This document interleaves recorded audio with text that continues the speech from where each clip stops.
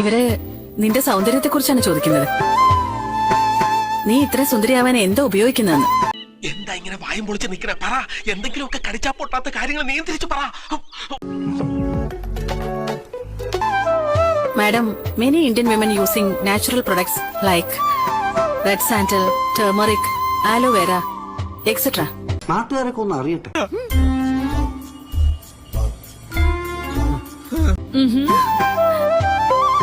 Oh, tremendous!